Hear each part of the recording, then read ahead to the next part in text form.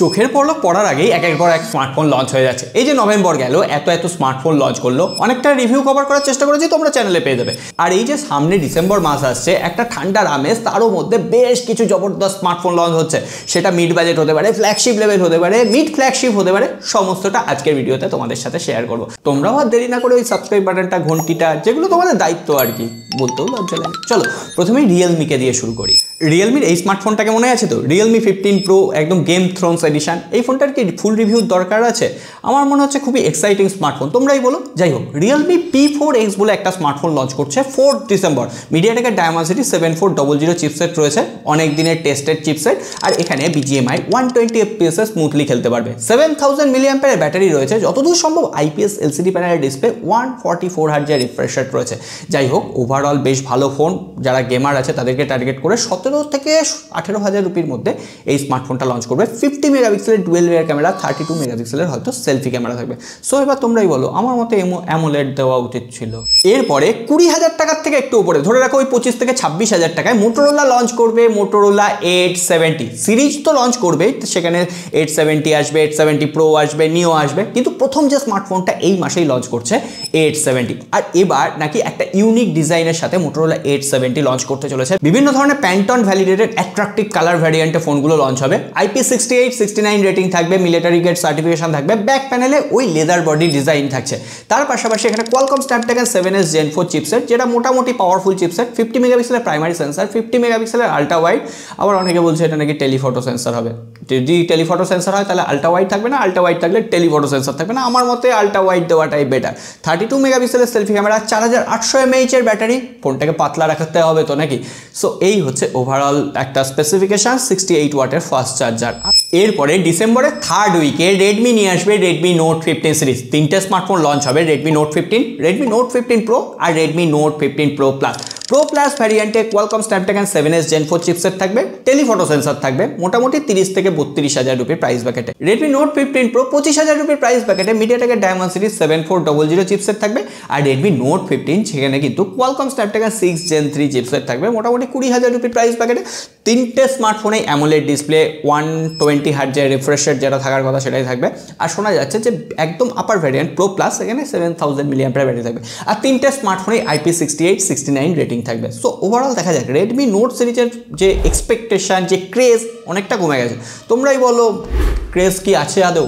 এরপর তোমরা ভাবতেই পারবে না, রেনো 14 সিরিজ হবে লঞ্চ হলো। রেনো 15 সিরিজের স্মার্টফোনগুলো এই মাসেই লঞ্চ হবে। রেনো 15, রেনো 15 প্রো আর রেনো 15 মিনি। যদিও রেনো 15 মিনি হয়তো এখনই লঞ্চ করছে না, সেটা লঞ্চ হতে হতে 2026 হয়ে যাবে। রেনো 15 আর রেনো 15 প্রো এই দুটো স্মার্টফোন, 15 মোটামুটি 30,000 রুপি আর রেনো 15 প্রো মোটামুটি 40 থেকে 42,000 রুপির মতো লঞ্চ হবে, বাংলাদেশে 50,000 টাকার আশেপাশে। 15 প্রোতে টেলিফটো সেন্সার থাকছে মাস্ট। আর দুটো স্মার্টফোনেই না মিডিয়াটেকের ডায়মেনসিটি 8450 চিপসেট থাকছে, UFS 3.1 storage type, DDR5X RAM থাকছে।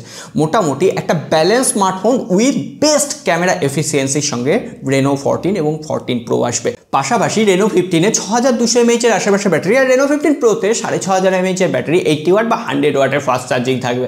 যদিও ওয়্যারলেস চার্জিং টেকনোলজি থাকছে না, তবে টেকনোলজি নয়। আর সাথে IP68 69 রেটিং, এটা এখন একদম কমন হয়ে গেছে। চলো পরে হচ্ছে OnePlus 15R নামে একটা স্মার্টফোন লঞ্চ করবে। OnePlus 15 যারা দামের জন্য কিনতে পারবে না তাদের জন্য OnePlus 15R সব থেকে বেস্ট অপশন। এখানে 1.5K একটা অ্যামোলেড ডিসপ্লে থাকছে, কোয়ালকম স্ন্যাপড্রাগন 8 Gen 5 চিপসেট থাকছে। 8 Elite Gen 5 নয় কিন্তু, তার থেকে সামান্য একটু কম পাওয়ার চিপসেট, তবে হ্যাঁ বিধ্বংসী পারফরমেন্স প্রোভাইড করবে। LPDDR5X র্যাম থাকছে, UFS 4.1 স্টোরেজ টাইপ। তার পাশাপাশি 8000 mAh এর ব্যাটারি। একটা ফ্ল্যাগশিপ স্মার্টফোনে তো এটাই চাই। সঙ্গে সঙ্গে 100 ওয়াটের ফাস্ট চার্জার থাকবে, তবে 50 মেগাপিক্সেলের প্রাইমারি সেন্সার থাকছে। কিন্তু হ্যাঁ এখানে মনে হয় কোনো রকম টেলিফটো সেন্সার থাকছে না। ওই টেলিফটো সেন্সারটা বাদ দিলে ফোনটা একদম মেলামারা হয়ে যাবে। দেখা যাক, ফোনটা লঞ্চ হোক, তারপরে আপডেট থাকবে। এরপর গেমারদের জন্য একটা খুশির খবর দিয়ে দিই, সব থেকে কম দামে কোয়ালকম স্ন্যাপড্রাগন 8 Elite 5 আরেকবার আসতে চলেছে। সেটা হচ্ছে পোকো F8 Pro এর হাত দিয়ে, যেখানে কোয়ালকম স্ন্যাপড্রাগন 8 Elite 5 চিপসেট তো থাকবেই, তার সঙ্গে সঙ্গে DDR5X RAM, UFS 4.1 storage type, এই সমস্ত কিছু থাকছে। 50 মেগাপিক্সেলের প্রাইমারি সেন্সার আর 50 মেগাপিক্সেলের একটা টেলিফটো সেন্সার থাকছে, 120 Hz এর একটা অ্যামোলেড ডিসপ্লে, তার সঙ্গে ভেপার কুলিং চেম্বার টেকনোলজি থাকবে। আর এর যে সাউন্ড সিস্টেমটা হবে সেটা বোস সার্টিফাইড হবে, মানে বোস্ট এটাকে টুইন করবে। সো ওভারঅল গেমিংয়ের সঙ্গে যদি মিউজিক বা সাউন্ডের একটা অ্যাডজাস্টমেন্ট চাও তাহলে পোকো F8 Pro দেখতে পারো। আর এই স্মার্টফোনটার যে ব্যাক প্যানেলের ডিজাইনটা না সেটাও একটু ইউনিক লাগছে, জিন্সের প্যান্টের পকেটের মতো লাগছে। সো এটার দাম আমি গেস করছি না, তোমরা বলো এটার দাম কত হতে পারে, অবশ্যই কমেন্ট করে লিখে জানাও। তবে এত কিছুর মধ্যে আসল ফোনটার কথাই বলা হলো না, ভিভো X300 সিরিজ। ক্যামেরা নিয়ে যারা কাজ করে না, মানে camera photography, mobile photography, so তাদের জন্য এটা হাতের স্বর্গ। ভিভো X300, X300 Pro আর X300 মিনি যেটা সেটা পরে আসবে। আর X300 মিনিতে না এই যে ছবিটা লিক হয়েছে সেটা X300 মিনির ফার্স্ট লুক। আমরা X200 FE পেয়েছিলাম, এটা হতে পারে X300 FE। আর এখানে কোয়ালকম স্ন্যাপড্রাগন 8 Elite 5 চিপসেট থাকবে। কিন্তু X300 আর X300 Pro এখানে কিন্তু মিডিয়াটেকের ডায়মন্ডসিটি 9500 চিপসেট থাকবে। তবে এই স্মার্টফোন দুটোকে শুধুমাত্র পারফরমেন্স দিয়ে বিচার করা যাবে না, এই স্মার্টফোনের সঙ্গে একটা ডেডিকেটেড টেলিফটো সেন্সর আসবে, জুম লেন্স আসবে যেটা দিয়ে 800 mm পর্যন্ত ফটোগ্রাফি করা যাচ্ছে, দুর্ধর্ষ লেভেলের ছবি আসছে। মানে একটা বড় বড় ক্যামেরায় এত বড় লেন্স লাগানোর দরকার হবে না। ভিভো আস্তে আস্তে ভিডিওগ্রাফি আর ফটোগ্রাফি কনসেপ্টটাই চেঞ্জ করে দিচ্ছে। ডিএসএলআর আর যে সমস্ত বড় বড় লেন্সের কোম্পানিগুলো আছে তারা যদি এবার ভিভোকে দেখে না শেখে আর কিছু বলার নেই ভাই। আর X300, X300 Pro এইগুলোর রিভিউ আমরা কভার করব, টেস্ট করি ভালো করে, কোথায় কি প্রবলেম আছে দেখি। কারণ হুট করে কভার করলে তোমাদের কাছে অনেক কোশ্চেন থেকে যাবে, কোনটা ভালো কোনটা মন্দ বুঝতে পারবে না। যাই হোক, সাথে থেকো, পাশে থেকো। আর সকলের যদি ভালো লেগে থাকে এবার লাইক বাটনটা প্রেস করে দাও।